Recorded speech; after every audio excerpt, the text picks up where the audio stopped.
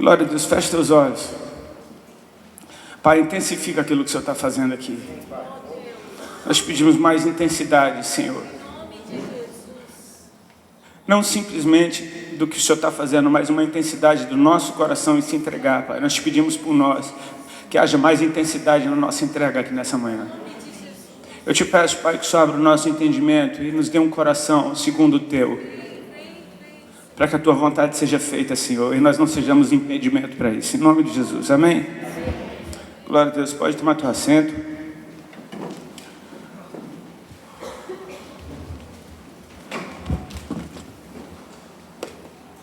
Obrigado, pastor Marcelo, pela oportunidade, pelo convite. Eu amo vir para essa terra ministrar. Antes de sair do Brasil, eu já vim algumas vezes para a Inglaterra, mas antes de sair do Brasil, eu estava numa conferência lá na igreja que eu congrego. O nome do meu pastor é Luiz Hermínio, eu congrego lá no Mevan de Itajaí. E uma irmã, mãe de um amigo meu, uma mulher de Deus, ela teve uma visão comigo enquanto eu ministrava o louvor. Ela disse que vinham 2 anjos atrás de mim e colocavam a bandeira da Inglaterra nas minhas costas. E eu falei, cara, isso é muito de Deus, porque eu estou indo para lá em bem pouco tempo. E essa vez está sendo muito especial para mim. Eu não sei o que é que Deus quer fazer nesse lugar. Eu tenho algumas suspeitas por causa da mensagem que Ele tem me dado para essa terra. E quando eu falo dessa terra, eu falo de você, amém? Eu oro para que você esteja com o teu coração aberto, não simplesmente para ouvir, aprender alguma coisa assim, mas para ser uma resposta, amém? O mesmo coração que ouve, ele fala. O mesmo coração que recebe, entrega. Então eu oro para que o teu coração tenha essa habilidade de receber, de entregar e de ser esse canal de bênção da parte de Deus, amém? Minha esposa deve estar chegando daqui a pouco. Normalmente a gente apresenta a nossa esposa, amém? Eu vou apresentar a minha, ela é essa aqui, ó. Ela está aqui, tá vendo? Ela está fazendo um charminho para mim. Ela vai sentar na primeira fila. E essa daqui ela está tirando onda com a minha cara. Vai ficar sentada aqui também. Daqui a pouco ela chega, vocês vão conhecer ela pessoalmente. Ela está fazendo a nossa mudança de um apartamento para o outro. O que eu queria compartilhar com vocês é um texto muito conhecido. É um dos clássicos da Bíblia. Eu amo os clássicos, também. Eu amo essas histórias que a gente já ouviu 1000 vezes. E esse é um texto que eu já preguei umas 1000 vezes, mas de um ponto de vista um pouquinho diferente dessa vez. Está no Evangelho de João, capítulo 4. Aquela passagem que Jesus conversa com a mulher samaritana. Eu acho que Deus está gritando algo a respeito da mulher samaritana nesses dias. Eu estava semana passada em Boston, nos Estados Unidos, e eu preguei essa mensagem.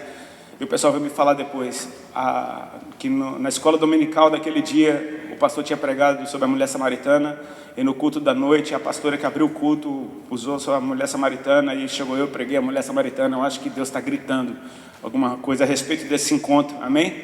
De tudo que foi liberado para nós através desse encontro.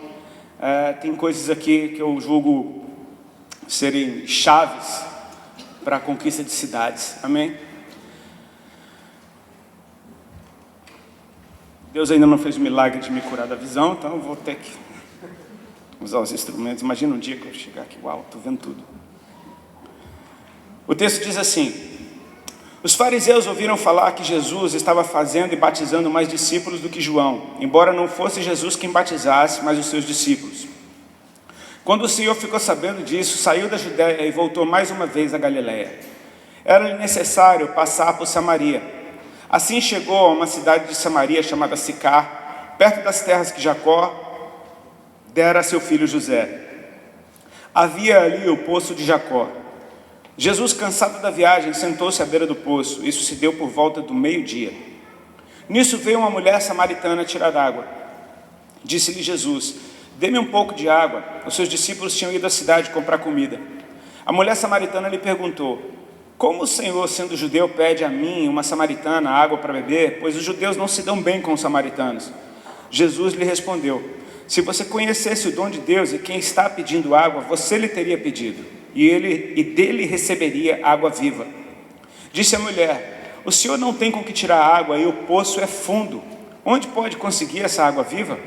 Acaso o Senhor é maior do que o nosso pai Jacó, que nos deu o poço do qual ele mesmo bebeu, bem como seus filhos e seu gado? Jesus respondeu: Quem beber dessa água terá sede outra vez, mas quem beber da água que eu lhe der, nunca mais terá sede. Ao contrário, a água que eu lhe der se tornará nele uma fonte de água a jorrar para a vida eterna. A mulher lhe disse: Senhor, dê-me dessa água para que eu não tenha mais sede, nem precise voltar aqui para tirar água.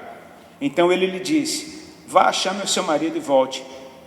Não tenho marido, respondeu ela. Disse-lhe Jesus: Você falou corretamente dizendo que não tem marido. O fato é que você já teve 5, e o homem com quem você agora vive não é o seu marido. O que você acabou de dizer é verdade. Disse a mulher: Senhor, vejo que és profeta.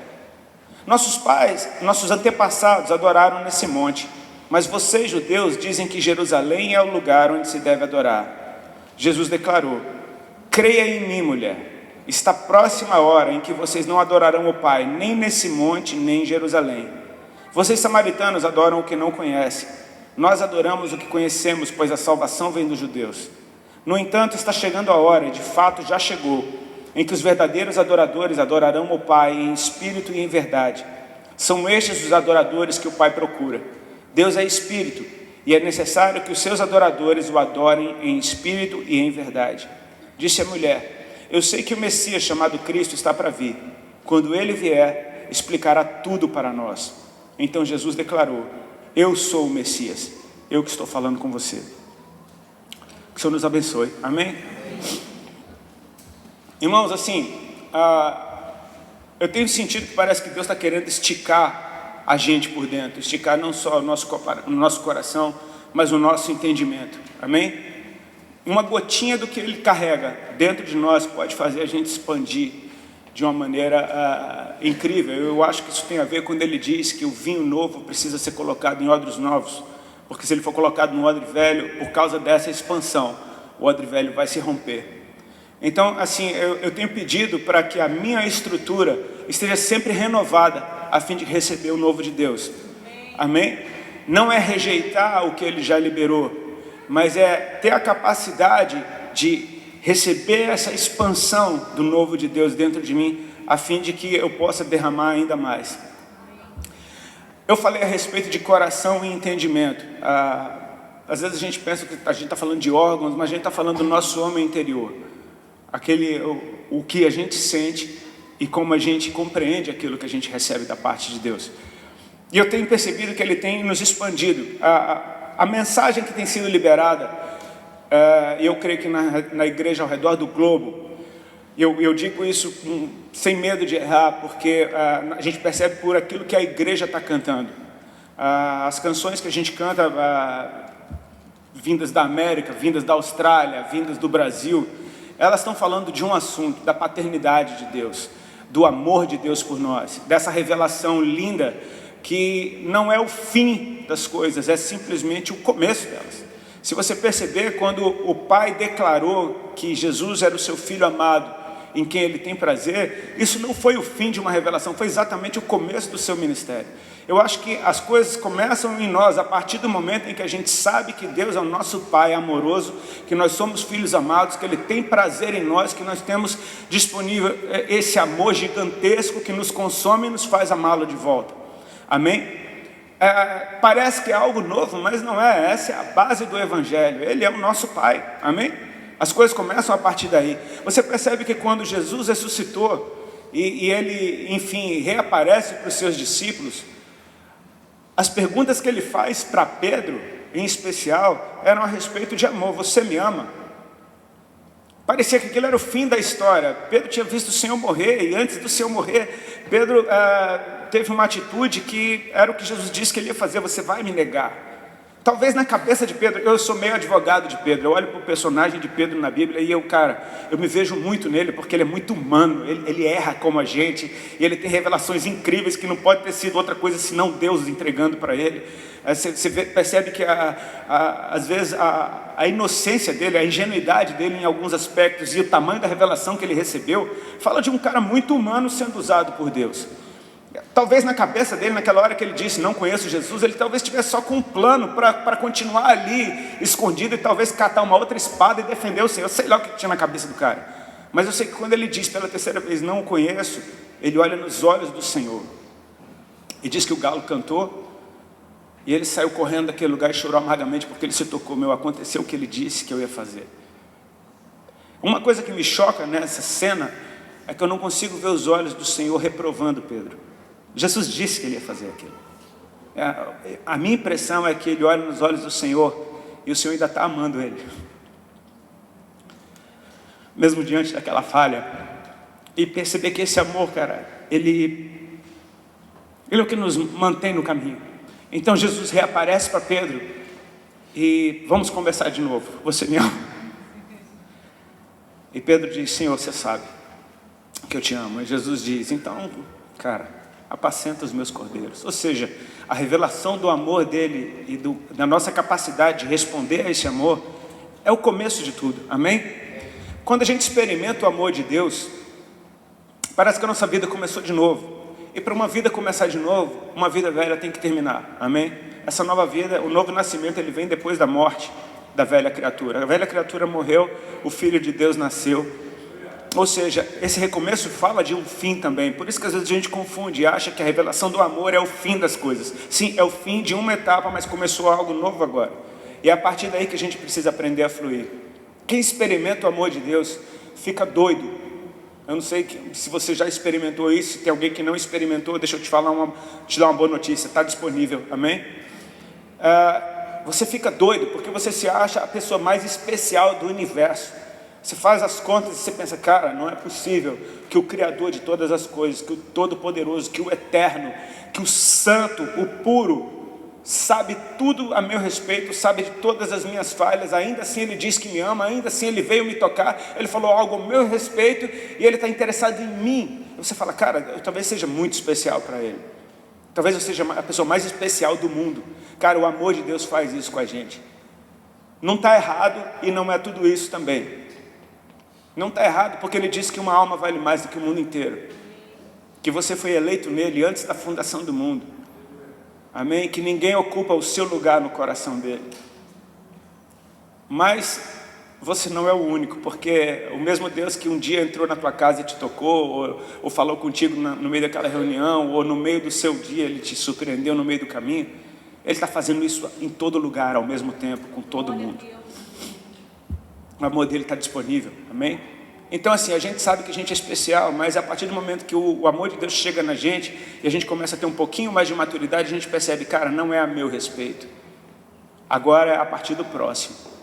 Primeiro eu devo amar a Deus com todo o meu amor, porque Ele me deu esse amor, eu conheci esse amor. Ele me fez me amar também, porque Ele disse que eu tenho aqui agora amar o próximo como a mim mesmo. Ou seja, Ele me deu amor, Ele me mostrou que Ele ama, e se eu quero ter um coração que flui junto com dele, eu preciso amar o que Ele ama. Se Ele me ama, eu me amo também. Agora é a respeito do próximo, é amar o próximo como a mim mesmo. Enfim, o que Deus tem falado comigo nesses tempos é que, apesar dessa revelação do amor de Deus e de nos deixar sentir tão especiais, talvez o alvo final não seja simplesmente eu, mas seja tudo que eu represento, tudo que eu sou, seja tudo que me envolve, e mais do que isso, porque agora sai da nossa capacidade de imaginar. A gente está falando de um ser eterno, amém? Enquanto nós, desde que nascemos, sabemos que um dia nós vamos morrer, ou seja, a gente já nasce esperando pelo fim de algo. Ou seja, a gente não conhece o dia de amanhã, Ele conhece. A gente mal conhece o nosso dia de hoje, a gente só sabe até essa hora que a gente chegou, a gente não sabe nem o que vai acontecer daqui a 10 minutos. Mas Ele sabe de todas as coisas. Então é incrível você perceber que esse Deus onisciente olha para mim e para você e não enxerga somente o meu estado atual. Ele enxerga todo o meu ser. Ele enxerga o Espírito eterno que Ele colocou dentro de mim também. É lindo, e isso começa a fazer sentido quando você, por exemplo, está no meio de uma vida toda errada e Deus tem coisas boas para falar de você. Quem já experimentou isso? Cara, você sabe que você está na mó lama e Deus fala que você é lindo. Você faz tudo errado e Deus fala, cara, que vê grandes coisas dentro de você, que vê a pureza dentro de você. Tipo, cara, Ele deve ter errado de pessoa, não deve ser para mim que Ele está falando isso. Mas é porque ele conhece o propósito para o qual Ele te criou, e Ele chama isso a existência através da sua palavra. Uma terra sem forma e vazia criou forma a partir do que Ele declarou sobre essa terra, do que Ele chamou a existência. Toda vez que Deus fala, Ele não está só comunicando algo, Ele está criando algo. Amém? Então quando Ele fala com você, Ele está criando algo novo dentro de você. E se Ele diz que, cara, você todo errado do jeito que você sabe que está, que, cara, você tem um futuro brilhante, que você é uma pessoa cheia de virtude, que você tem qualidades que ninguém mais tem, Ele está chamando isso à existência, porque Ele colocou isso já dentro de você. Ele está desenterrando um tesouro, Ele está te fazendo ver o que é que você carrega. Se você crê, então você se molda aquilo que Ele liberou sobre a tua vida. Então você começa a se encaixar no papel profético, até que se cumpra em você tudo o que Ele sonhou. Mais do que isso, Ele olha para mim e para você com olhos eternos, e ver tudo que vem depois de mim. Ele consegue olhar para mim e para você e ver todas as pessoas que um dia serão alcançadas através da minha resposta para Ele. Ele consegue ver, cara, a grandeza do que acontece quando começa. Amém? Porque se começou, algo já está acontecendo. No dia que Jesus ressuscitou, acabou pro cão, velho. Bastou Ele ressuscitar, tipo, agora te segura, velho. Porque não tem mais como parar isso. É o que não tem como parar. Desatou e não tem como parar. O Espírito Santo foi liberado sobre a igreja, piorou pro cão ainda. Porque agora ele vai ficar pulando e pode matar os caras. Não tem jeito. Vai se multiplicar, vai espalhar por toda a terra, vai atravessar gerações, vai atravessar continentes, vai chegar onde eu disse que ia chegar, nos confins da terra. Ele olha pra gente, ele vê tudo isso. Por isso que faz sentido quando algum profeta, da parte de Deus mesmo, vira para você e diz: grande é a obra que Deus tem na tua vida. Porque Ele está vendo tudo isso. Essa coisa gigantesca. Você imagina o que aconteceu no dia que aquele jovenzinho chamado Billy Graham aceitou Jesus? Tipo, alguém deve ter dito: grande é a obra que Deus tem na tua vida, e você não faz ideia do tamanho desse negócio.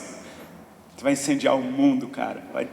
Centenas de milhares, milhões de pessoas vão aceitar Jesus através da tua resposta. Cara, você perceber que dentro de você tem tudo isso. Jesus não disse: pede-me e eu te darei a tua família por herança. É bem maior: pede-me e te darei nações por herança. E às vezes a gente pensa: cara, eu acho que é demais para mim. Quantos pensam é demais para mim? Glória a Deus, é uma boa notícia que eu tenho para te dar. Então você está apto para isso. Deus nunca prometeu algo que o cara falou: beleza, eu acho que eu dou conta. Ele parece que escolhe os menores para liberar coisas ainda maiores. Com Gideão é engraçado, porque Gideão está escondido no lugar de pisar uva, ele está malhando trigo naquele lugar, escondido dos midianitas para que eles não roubem as colheitas de Israel. Ele está ali escondidinho, humilhado, oprimido. Vem um anjo e fala: eita, homem forte, poderoso, valioso, vai nessa tua força. Cara, que força? Tipo, eu sou o menor da minha casa é a menor da minha tribo é a menor de Israel. Israel está mal na fita. Tipo, o que você está falando? Ele está chamando na existência a grandeza que está dentro de você. Se você crer, você vai ver. Amém? Se creres, verás a glória de Deus. Tem textos, por exemplo, como o do Gadareno, que Jesus pisou numa terra depois de atravessar um mar em fúria, acalmar uma tempestade, e de repente um cara, possesso de demônios, vem até ele. E os demônios estão ali pedindo pelo amor de Deus para Jesus não atormentá-los. Eu acho isso lindo. Legiões de demônios pedindo pelo amor de Deus. Não é lindo? Tipo assim, Deus. O diabo orando, velho. O diabo está orando nessa hora. Filho do Deus Altíssimo. Ele está orando para Jesus. Filho do Deus Altíssimo, eu te peço por Deus que não me atormente. Cara, você vê que humilhação é essa? Jesus expulsa os demônios do cara, os demônios vão para os porcos se matam, o povo que cuida dos porcos vai na cidade, avisa o que aconteceu, o povo da cidade vem ver o que aconteceu, e quando eles chegam, aquele que era endemoniado, que se cortava com pedras, que clamava nos sepulcros, que andava nu, se ferindo de dia e de noite, que ninguém conseguia prender, ele está sentado vestido em perfeito juízo. E isso foi aterrorizante para aquela cidade. Eu não sei se eles estavam mais aterrorizados porque o endemoniado estava livre ou porque os porcos morreram, mas talvez fizesse as contas: cara, eu acho que esse cara vai acabar com a cidade toda. Enfim, eles pedem para Jesus ir embora. E Jesus vai, sem reclamar, sem dizer, olha, sem decretar nenhum juízo para a cidade. Não, ele vai. A impressão que dá é que Jesus foi para aquele lugar para ganhar um. E você fala, que amor é esse que atravessa o mar para ganhar um? Que amor é esse que vem do céu para ganhar um? Só que a gente acha que esse é o fim do texto. Percebe o que aconteceu depois. Quando Jesus entra no barco para ir embora, o que for endemoniado pede para ir com ele, e fala, Senhor, deixa eu ir contigo. Jesus fala, não, vai para a tua casa e para os teus, e lá você fala quão grandes coisas te fez o Senhor e como teve compaixão de ti. Ou seja, de um, a coisa agora já está aumentando para dentro de uma casa, amém? Tipo assim, eu não estou de olho só em você, tem os da tua casa também, amém? Então, está vendo que já está maior essa obra? Não é, eu não vim só para te libertar, através de você, os da tua casa vão me conhecer, amém? Aumentou ou não aumentou? E o texto termina dizendo que ele foi por toda Decápolis pregando o Evangelho. Ele pregou em 10 cidades, no mínimo, até onde a gente sabe. Você percebe como aquilo que começou se espalha? Ele disse, aquele que começou a boa obra é fiel e justo para aperfeiçoá-la até o dia de Cristo Jesus. Ou seja, o que começa em um, cara, é como a parábola do fermento. O reino de Deus é semelhante a um pouquinho de fermento que uma mulher misturou numa grande quantidade de farinha, até que toda a massa ficou levedada. Basta o fermento estar no lugar certo, e tudo aquilo vai ser envolvido, amém? Não tenha medo da farinha, amém? Você é o fermento, é a farinha que deve se preocupar contigo, porque a igreja por muito tempo tem medo de pular de fora, porque fala, não, eu vou ficar farinhado. Não, você não vai ficar farinhado, é a farinha que vai ficar feito você, vai ficar levedado, amém? Quando eu aceitei Jesus, foi através de um grupo de oração que entrou dentro da minha casa, por causa da minha namorada que era drogada que nem eu e começou a se converter, e de repente, eu aceitei Jesus e de repente eu fui curado de uma enfermidade, fui liberto de drogas, e começou dentro de uma reunião dentro da sala da minha casa, onde eu já tinha praticado pecados horríveis. E naquele lugar imundo, Deus entrou. Naquela pessoa imunda, Deus tocou. Uau, Ele fez isso tudo só por mim. Mas tem 17 anos que eu tenho pregado o Evangelho e falado desse amor. Ou seja, começou, mas não tem como parar. Aleluia. Não sou eu que levo uma mensagem por onde eu vou, é uma mensagem que um dia entrou em mim e ela sai me levando por onde ela quer ser derramada. Então você percebe que aquilo que Ele colocou dentro de você é vivo e tem como alvo muito mais gente do que você imagina. Tem alvo lugares inteiros. Cara, você precisa crer, tem um papel fundamental para você nesse lugar. Amém? A gente vê esse texto da mulher samaritana e a gente percebe o tamanho desse amor de Jesus chegar num lugar onde o judeu não entra para alcançar uma mulher. Mas eu quero, debaixo dessa visão um pouquinho maior da obra de Deus, te mostrar que antes de encontrar a mulher, diz a Bíblia que ele chegou na região de Samaria. Ou seja, então ele está de olho primeiro no território. Ele encontrou um território que o judeu não entrava, um território cuja raiz da sua história eram tribos de Israel, sim, era o povo. Jesus foi chamado, o ministério de Jesus foi para as ovelhas perdidas de Israel, mas ele está entrando no território de Samaria, sim, porque ele conhece o princípio, são ovelhas perdidas de Israel também. Ele está entrando onde o judeu não entra. Então dentro desse território ele encontra uma cidade. Ou seja, parece que ele chegou numa região muito grande, de repente ele está indo mais para dentro, amém? Ele está indo mais profundo, ele está indo mais na intimidade. Ele chega numa cidade chamada Sicar, e era uma cidade, pelo texto, importante, porque ela até era perto das terras que Jacó, o grande Jacó, deu a seu filho José. Uau, amém? Então Jesus parou no poço de Jacó. Parece que ele encontrou um lugar chave, parece que ele encontrou o coração daquele lugar. Não é a Wall Street de Sicar, mas é o lugar onde as pessoas, matam sua sede. Eu acho que isso já fala muito, amém? Às vezes a gente não entende esse amor, como é que ele pode alcançar a gente que faz tanta coisa errada. E eu desconfio que tem um motivo que faz bastante sentido. Ele sabe que no fundo, tudo que a gente precisa é Ele mesmo. E Ele sabe que tudo que a gente quer, no fundo, é Ele mesmo. Quem já usou drogas? Você usava para quê? Para matar uma sede.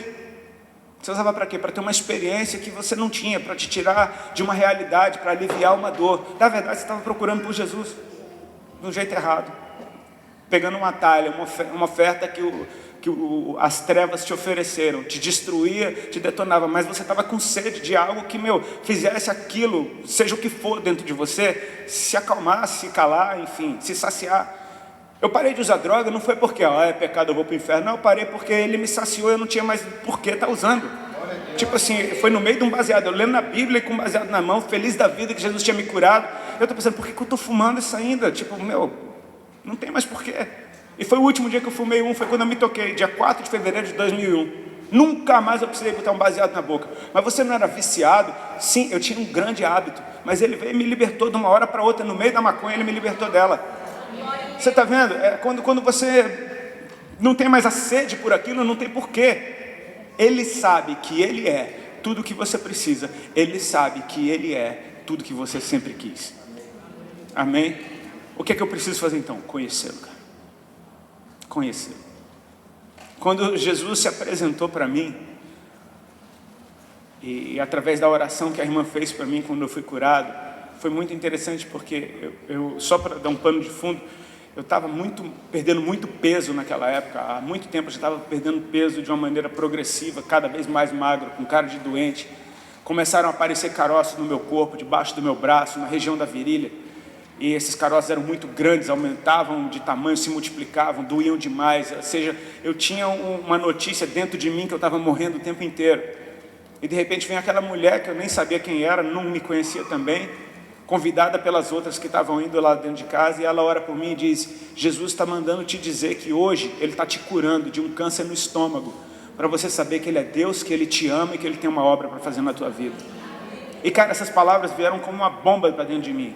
Para resumir uma longa história, naquele dia meu estômago que doía, há uns 2 anos, eu tinha uma queimação no estômago que eu não entendia, parou de doer. Em 3 dias, todos os caroços que há mais de 8 meses estavam no meu corpo desapareceram. Eu passei a engordar, ganhei 19 quilos em mais ou menos 3 meses. Tipo, sem fazer nada para isso. Enfim, alguma coisa aconteceu. E aquelas palavras ficavam dentro de mim. Por que Ele fez isso comigo? Eu não entendi esse amor. Por que Ele fez isso comigo? Que nunca nem pedi isso. Que não levava nada dele a sério. Que era a pessoa mais pecadora que eu conhecia era eu. Eu falo, por que comigo? Ele disse, para que você saiba que Ele é Deus, que Ele te ama e que Ele tem uma obra na tua vida, para que você o conheça. Porque a partir do momento que você conhece o Senhor, meu irmão, você vai ter que lidar com isso agora. Não dá mais. Muita gente pergunta, poxa, você mudou tão rápido, tão radical, o que é que você fez? Eu falei, não fiz nada. Na real, não fiz nada. Na real, eu tentei continuar igual. Eu me esforcei muito para continuar fumando minha maconha. Eu me esforcei demais para continuar cantando minhas músicas cheias de palavrão. Eu fiz uma força danada até que eu não consegui mais. Ele ganhou. Você percebe, tipo assim, o que Ele fez em você, Ele está fazendo em você. Se você o conhece, prossigamos em conhecê-lo. Amém? E quanto mais você conhece, mais doido por Ele você vai ficar. Então Jesus, ele chega nesse território, depois ele vai para uma cidade, depois ele vai para um poço. E eu acho lindo quando Deus fala, cansado da viagem, ele parou ali. Você consegue imaginar a fonte que alimenta o sol, cansado? Você consegue imaginar aquele que jejuou 40 dias e 40 noites e depois, no estado mais fraco que ele estava, ele deu um couro no diabo? Você consegue imaginar a fraqueza nele? Sim, ele veio como um ser humano, mas eu entendo que Jesus mesmo disse, eu não faço nada que eu não vi o meu Pai fazer. Ele se move totalmente de acordo com o céu. Tem aquela canção muito linda que diz, what you pray, I pray, where you go, I go. Tipo assim, Jesus only did what he saw you do. Tipo assim, se movendo junto com o Pai o tempo inteiro. Parece que Deus parou Jesus naquele lugar. Deus falou, cansa aí, filho, vai, fica aí, descansa agora. Cansado da viagem ele parou, então descansa, entra em descanso. Ele está ali parado no coração daquela cidade. Eu acho lindo que de uma forma profética o texto diz que os seus discípulos entraram na cidade para comprar comida. E isso fala de algo que diz muito a meu respeito e ao seu. Porque os discípulos de Jesus, judeus, entraram na cidade de samaritanos e precisaram socializar com eles, precisaram negociar com eles, precisaram achar bons alimentos vindo de pessoas impuras. Você consegue ver isso? A igreja perdendo o medo de se contaminar com o mundo, sabendo que o que ela carrega é muito maior do que está no mundo. Quando a igreja entra para dentro da cidade, pode ter certeza que Jesus está encontrando o coração dessa cidade. Ele vai fazer algo nesse lugar secreto que vai desatar os céus da cidade. Jesus está parado naquele lugar ao meio-dia e de repente vem uma mulher samaritana tirar água. E agora você vai ver Jesus encontrando uma pessoa. Mas eu quero te chamar para enxergar isso de uma forma muito maior do que a gente viu até hoje. Ele está encontrando uma cidade dentro de uma pessoa. Amém? Essa mulher parece que personifica tudo o que Samaria era. Ela parece que personifica a história daquele lugar, a sede daquele lugar, as carências daquele lugar, a rejeição daquele lugar, a amargura daquele lugar. E tem alguns indícios que pelo menos me dão a impressão de que isso é válido. Aquela mulher vem buscar água ao meio-dia. Quem já ouviu essa palavra pelo menos umas 1000 vezes sabe que ela ia naquele horário para não encontrar ninguém por causa da sua condição social. A hora de pegar água era bem cedo pela manhã e no final da tarde, quando não está tão quente. E de repente ela vem ao meio-dia. Ou seja, é uma mulher com um balde vazio, querendo matar sua sede na hora da pior sede do dia. Cara, mais profético do que isso eu não consigo imaginar. Alguém está querendo matar sua sede na hora da pior sede. Talvez a pessoa mais sedenta, na hora da pior sede, está querendo matar sua sede. E ela dá de cara com Jesus na beira do poço. Ela não sabe quem ele é. É um homem judeu. Eu acho interessante porque Jesus então quebra o silêncio. E ele diz para ela: mulher, me dá de beber. Se a gente olhar naturalmente, poxa, é um homem com sede no meio-dia na beira do poço. Ele quer água. Mas se você perceber tudo que ele veio fazer e fez, você percebe que essa é a história do amor de Deus nos encontrando, cara. Ele abre mão da sua glória para vir como um de nós, para padecer tudo que a gente padece, para sofrer toda a tentação que a gente já sofreu e vencê-las todas. Ele venceu por mim e por você, amém? Sabe que essa guerra que às vezes que você não consegue vencer, alguém venceu por você? Se você crê nele, se ele estiver em você, você consegue vencer também. É por isso que a gente é mais do que vencedor, porque a gente vence uma coisa que a gente nem lutou. Ele lutou e venceu por mim, eu só tenho que tomar posse da vitória agora e viver como alguém que venceu. Jesus pede para ela de beber. Sabe o que ele está fazendo? Ele está dizendo para a mulher: eu sou como você. Eu tenho sede como você tem, eu conheço a tua dor. Não porque alguém me disse que dói em você. Não é como você for no médico e o médico estudou tudo a respeito da doença, que ele é especialista. E aí você fala o que você sente, e aí o médico fala: eu sei, isso dói bastante, né? O médico talvez nunca teve a doença que ele está curando, mas ele sabe porque ele estudou. Jesus não, ele sentiu a sua dor. Ele conhece ela todinha, do começo ao fim. Ele sofreu dores piores do que a sua. Ele sofreu a dor do mundo inteiro. Ele levou sobre si todas as nossas dores. Então ele sabe se conectar a cada um de nós. Ele sabe nos resgatar do fundo do nosso poço. Ele sabe na região mais treva, mais solitária do nosso ser e nos arrancar de lá para fora. Então ele vai até o ponto dessa mulher. Ele fala: eu estou aqui com você. Eu tenho sede. Me dá água de beber. E nessa hora, você vai perceber que essa mulher, ela faz algumas indagações para Jesus e parece que ela, o que você quer dizer com isso? Cara, ela está tendo revelações profundas e liberando isso tudo para a gente, amém? Uma pessoa que teve um encontro está liberando tanta coisa para a gente. Qualquer congresso de adoração que você for, alguém vai falar dos verdadeiros adoradores, porque essa mulher parou para conversar com Jesus. Você percebe que uma pessoa já fez pela humanidade todinha, amém? Só por conversar com ele. Ela tem uma revelação de que ele rompeu a barreira, cara. Como tu, sendo homem judeu, fala comigo, que sou mulher samaritana? Ela tem a revelação de que aquela muralha despedaçou, de que ele destruiu completamente o que separava um povo do outro. Ele destruiu completamente o santo do profano. Ele destruiu completamente aquilo que não é de Deus daquilo que é de Deus. Ele veio e destruiu, ele está se relacionando com isso. Amém? Como tu, sendo judeu, pede de beber a mim, que sou mulher samaritana. Então agora, uma vez que Jesus vem a nós, ele começa a nos levar para ele. E isso é muito lindo, amém? Ele não veio só para aqui como super-homem, nos salvou da nossa roubada e saiu voando dizendo tchau. Não, ele nos chama para ele. Tanto que a Bíblia diz: nós estamos assentados com ele nas regiões celestiais. Por quê? Porque ele veio até nós. Ele veio até nós e nos levou para ele. Ele disse: a minha oração é essa, que eles estejam aonde eu estou. Ele pediu para o Pai. Ou seja, Ele veio até nós para nos levar para Ele. Então Ele vem como a onda do mar e Ele puxa tudo aquilo para dentro do mar de novo. E Ele diz agora para a mulher, Ele tinha acabado de pedir água para ela, e agora Ele diz para ela, mulher, se você tivesse o dom de Deus e soubesse quem fala contigo, repete comigo, soubesse quem fala contigo. Ou seja, me conhecer. Se você me conhecesse, então você que ia pedir, e eu te daria água viva. Ou seja, uma vez que Ele vem até nós, na nossa sede, na nossa necessidade, Ele está dizendo, na verdade essa necessidade é sua, e eu tenho o que você precisa. Eu sou tudo que você precisa, eu sou tudo que você sempre quis. A mulher, então, ela começa a encontrar as regiões mais profundas, porque ela agora revela a fortaleza que ela tinha. Ela diz, o poço é fundo, o Senhor não tem com que tirar a água. Então ela revela, tu és maior do que Jacó, que nos deu esse poço, do qual ele mesmo bebeu, o seu gado bebeu, seus filhos beberam.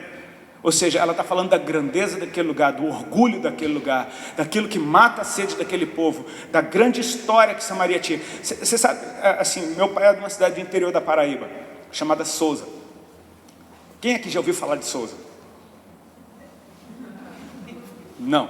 Mas se você falasse com meu pai de Souza, ele diria, lá faz a melhor rapadura do mundo. Toda a água de coco que se bebe nas praias do Brasil veio de Souza. Ele tinha um orgulho para falar de Souza, porque em Souza tem um arranha-céu de 3 andares. Sabe, tipo, sabe aquelas histórias assim, cara, você fala aquele lugar, meu irmão, não estou falando de Souza, mas você tá, sabe, lugares pequenos que tem, não é tão ruim assim não, cara, você precisa conhecer a nossa história, sabe, tipo assim, a mulher está falando, você é maior do que Jacó, que nos deu isso, tipo assim, você é maior do que isso tudo? E Jesus, em poucas palavras, diz sim. Ele diz, mulher, quem beber dessa água vai ter sede, mas quem beber da água que eu lhe der, nunca mais vai ter sede. Aliás, se fará nele uma fonte a jorrar água para a vida eterna.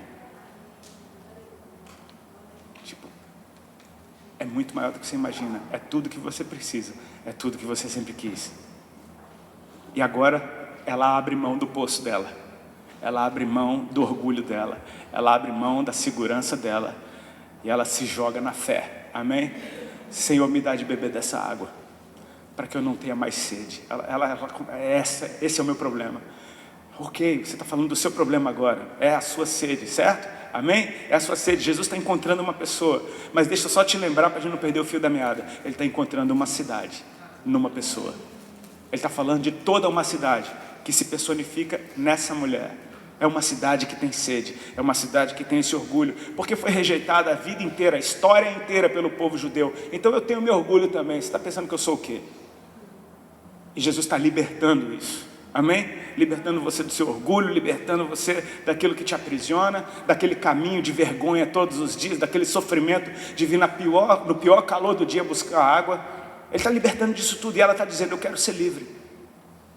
Ela está dizendo em poucas palavras, eu só quero isso, ser livre.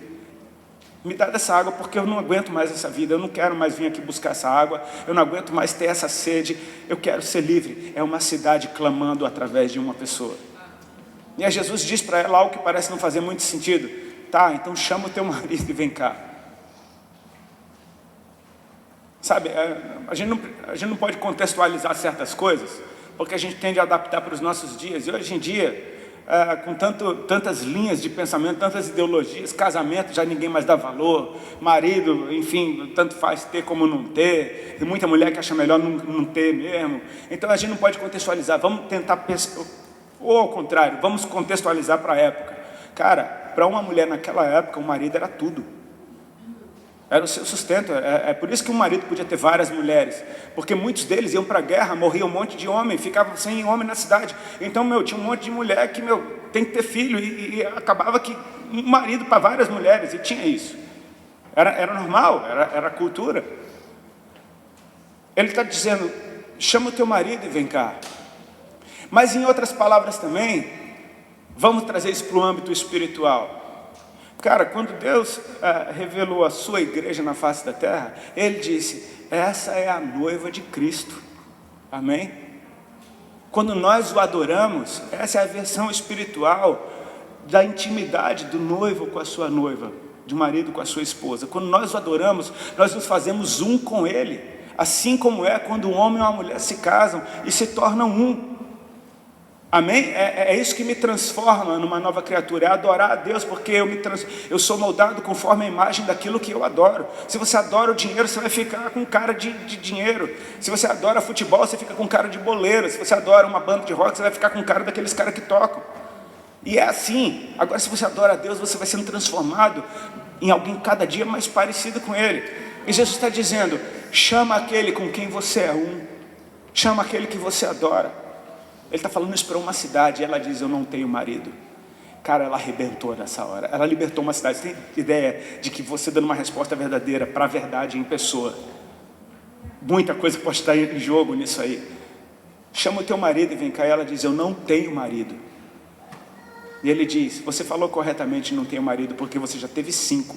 E esse que você tem agora não é seu marido. E a verdade está dizendo para ela algo lindo. Você disse a verdade. Sabe o que é isso? É a porta se abrindo. Passa, filha, você está livre.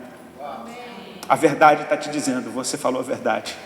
Cara, você olha, falar para mim, poxa, isso que você falou é verdade, é uma coisa. Agora, a verdade, dizer, você falou a verdade, é algo muito poderoso.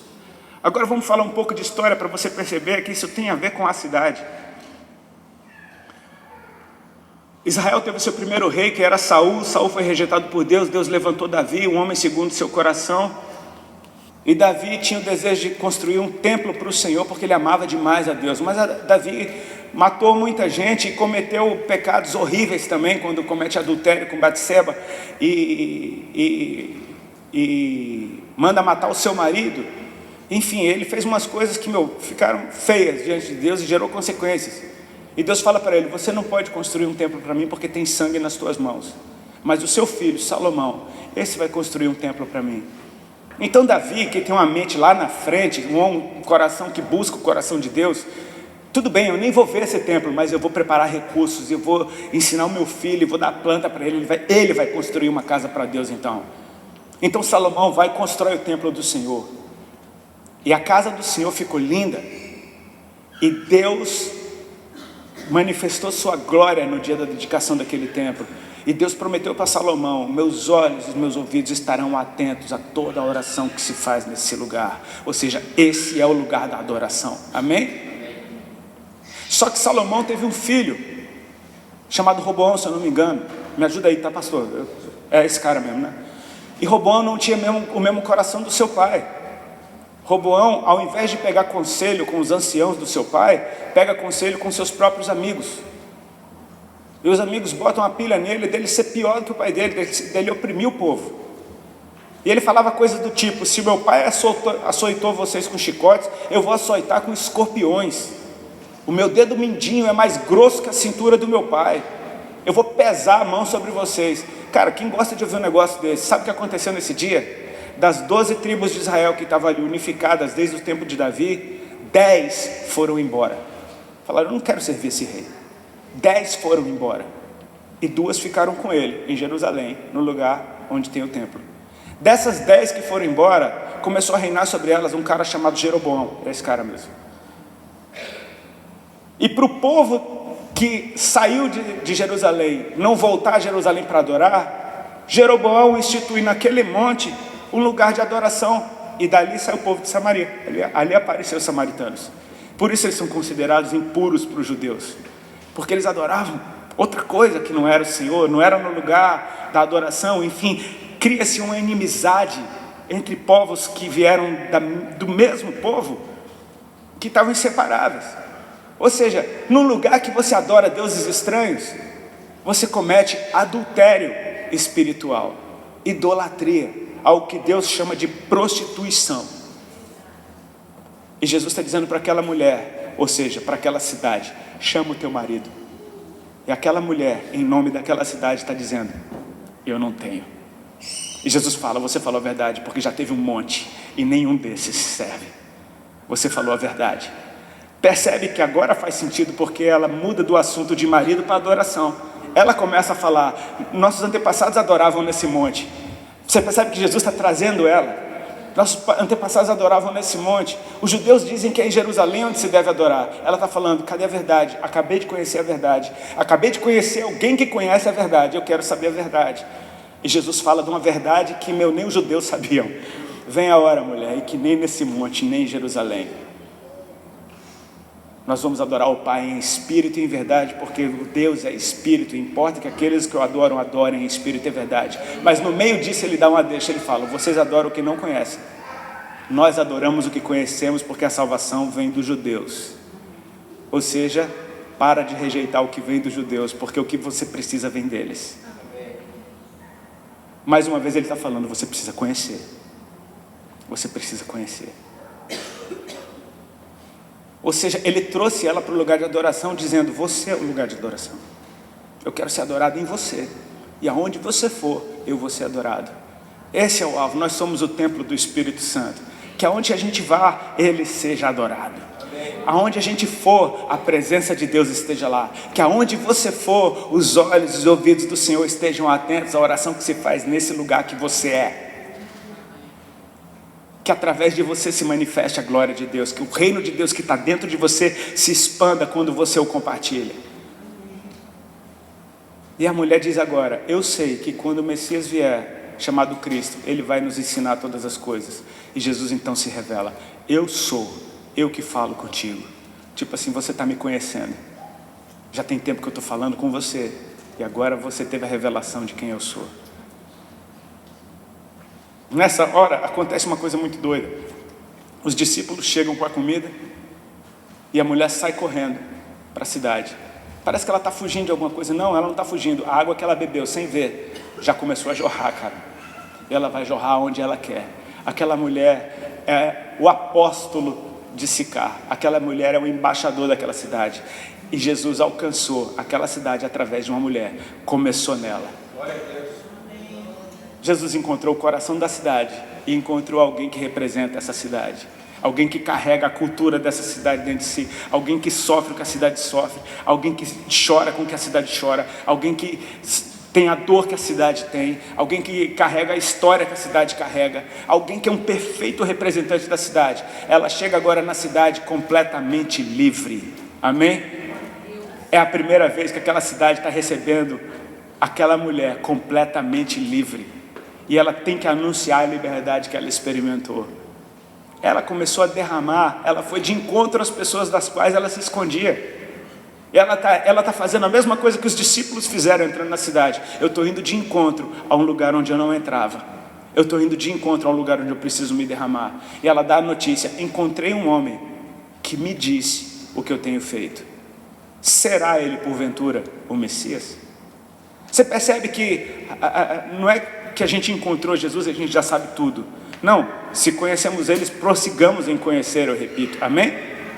Ou seja, aquilo que começou pequeno em você, pode ficar tranquilo, um dia isso vai expandir dentro de você. Quando Filipe conseguiu trazer Natanael até Jesus, o conhecimento de Filipe era isso, ó, encontramos aquele de quem escreveram Moisés e os profetas. Tá, me fala mais dele. É Jesus, de onde? De Nazaré. Que mais? Filho do Zé. Acabou aí a minha teologia. É só isso que eu sei. Tá, mas vem alguma coisa boa de Nazaré? Vem. Pronto, você leva as pessoas para o encontro que você teve. E elas vão ter experiências maiores que as suas.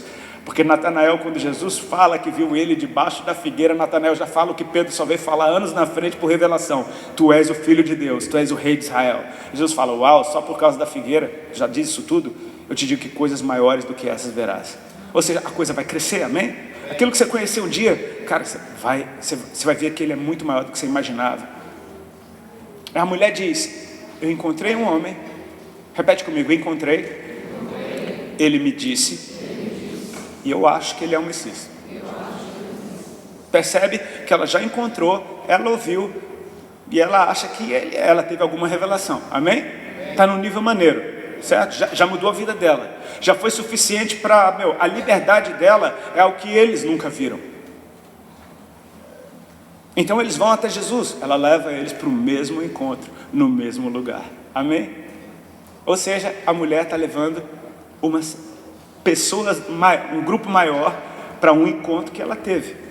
Eles encontram Jesus, eles ouvem Jesus e eles chamam Jesus para dentro da cidade. Uau!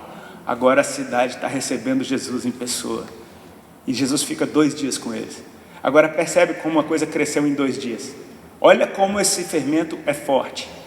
Os homens viram para a mulher e dizem: mulher, já não é pelo teu testemunho que nós cremos, porque nós mesmos o encontramos, o temos ouvido e sabemos que Ele é verdadeiramente o Salvador do mundo. Ela levou a cidade inteira a uma experiência maior que a dela, igualzinho, o mesmo encontro, mas muito maior que a dela, porque quando você compartilha o reino de Deus, Ele aumenta. É os 5 pães e 2 peixinhos, cara, não dá nem para uma pessoa direito, mas deixa Jesus dar graças e repartir.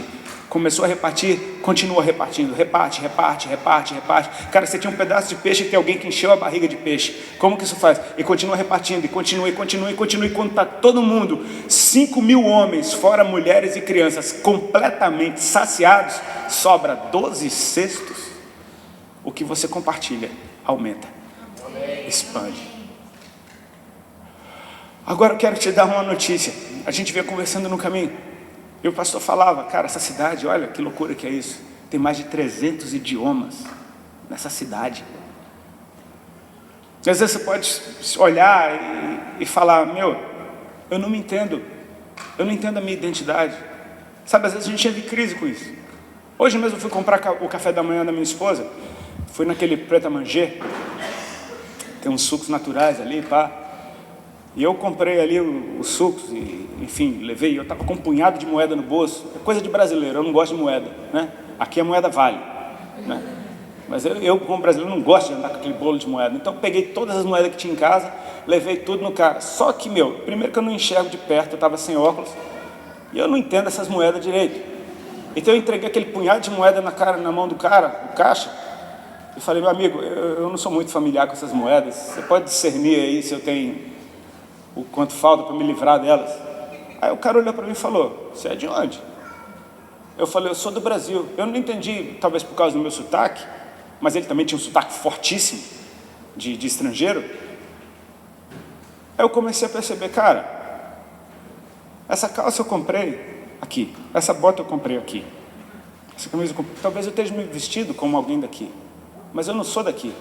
Isso pode causar uma confusão comigo, mas ao mesmo tempo isso pode fazer todo sentido, porque eu estou aqui. E se eu estou aqui, eu vou fluir como se flui aqui. Eu vou me misturar com o povo daqui. Eu vou comer a comida daqui. Eu vou tentar falar a língua daqui.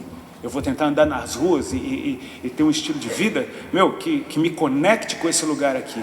Aquilo que parece uma grande bagunça e uma falta. Não, mas eu sou brasileiro, eu tenho que manter minhas raízes, tenho que comer meu pão de queijo, tenho que torcer pro Galo. Cara, vai torcer pro Chelsea. Muito melhor. Muito melhor. Você está entendendo? Deus te trouxe para cá. A tua identidade não é mais do teu passaporte, é da tua nacionalidade, é da tua pátria celestial. Paulo disse: eu não tenho problema nenhum de me fazer grego para os gregos, romano para os romanos, judeu para os judeus, a fim de ganhar qualquer um. Eu me misturo no meio desse povo, eu faço tenda para eles, meu. Eu sei lá o que eles vão fazer com essa tenda. Eu estou me misturando, estou me conectando. A igreja está se conectando. E quando você se conecta, Jesus está encontrando o coração da cidade. E o que Ele está fazendo em você, profeticamente, Ele está fazendo no lugar onde você está. Ele está ganhando gente como você. Você é o ato profético do que Deus vai fazer numa versão muito maior. Eu quero chamar a tua atenção para o teu papel nesse tempo e nesse lugar. Sabe, talvez o motivo que te trouxe para cá era teu respeito. Agora deixa eu te falar, Jesus te alcançou e é muito maior do que você, cara. Agora é a partir de você. Sim, Ele matou a tua sede, mas a água que você carrega vai matar a sede de muita gente. Você tem uma fonte, não dá para represar esse negócio. Não dá para tratar uma fonte como um poço, ainda que você tenha bebido água de poço a vida inteira. Água de fonte é diferente, você não precisa nem de balde. Basta deixar jorrar. Se coloca de pé, a gente vai orar. Amém?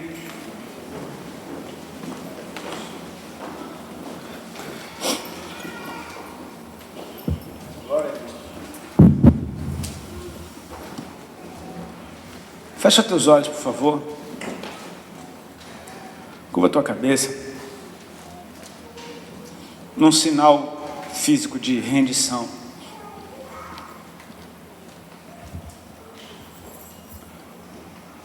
Espírito Santo, eu te peço que o Senhor toque o nosso coração. Nos acorde para o tempo que a gente vive, para o lugar que a gente está. Nos dê amor por essa terra, nos dê amor por tudo que diz respeito a esse lugar. Até que nós sejamos parte disso, para que através de nós o Senhor faça algo em tudo isso. Eu quero chamar a existência, Senhor, as ruas de Londres mais uma vez queimando de amor por Ti. Os pregadores nas ruas, como há muito tempo atrás já foi. Eu quero chamar a existência uma geração de londrinos, de filhos e filhas dessa terra, apaixonados por Deus, conhecendo a Ele e levando a boa notícia pelas ruas. Eu quero chamar a existência tudo isso acontecendo através daqueles que o Senhor chamou, daqueles que já te conhecem um pouquinho que seja. Um pouquinho do conhecimento de Deus, um pouquinho do fermento pode transformar completamente essa massa toda. Se você levar o pouco do conhecimento que você tem, eles vão ter o mesmo encontro que você teve. Até que, através da coletividade, o conhecimento aumente e aquilo que era uma revelação, talvez no meio de nuvens, vai se tornar algo claro como a luz do sol. Eu chamo a existência, Senhor, o coração de cada um que está aqui, pulsando junto com o Teu e fluindo junto contigo. O Senhor nos ensinou como fazer. Eu só faço o que eu vejo meu Pai fazer. E nós queremos fazer o que o Senhor está fazendo. Quando os discípulos chegaram com a comida, Jesus não comeu. Eles pensaram, será que o Senhor comeu alguma coisa? Enquanto a gente foi lá, Ele disse, a minha comida é outra. É fazer a vontade do meu Pai. É isso que me alimenta.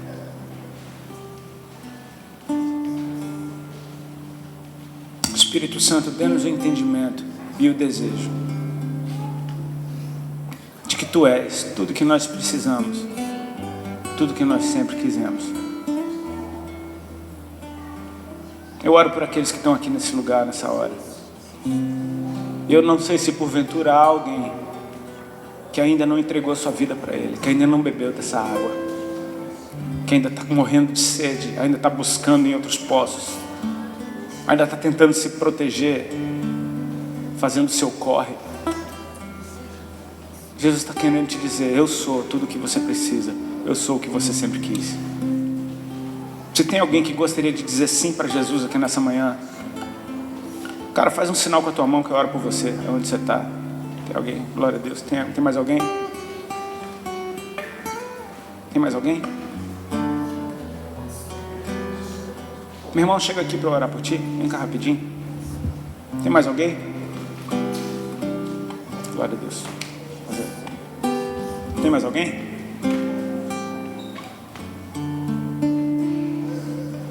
Estenda as mãos aqui para cá. Vamos abençoar a vida do nosso irmão.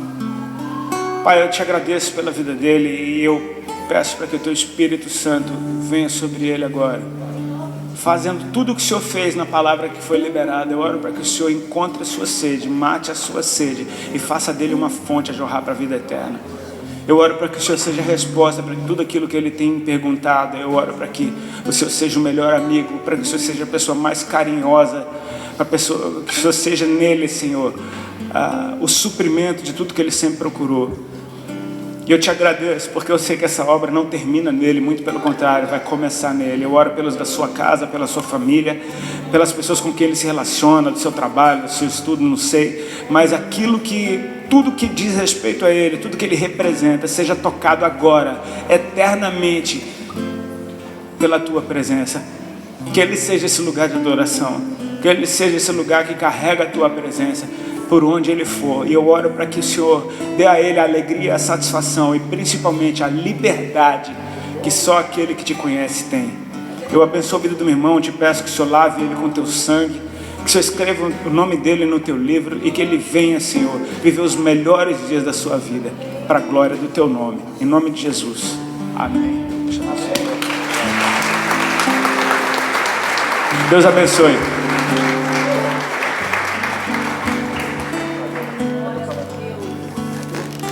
Glória a Deus. Uau. Quantos foram abençoados aí com a palavra de hoje? Uma palavra desafiadora, não é?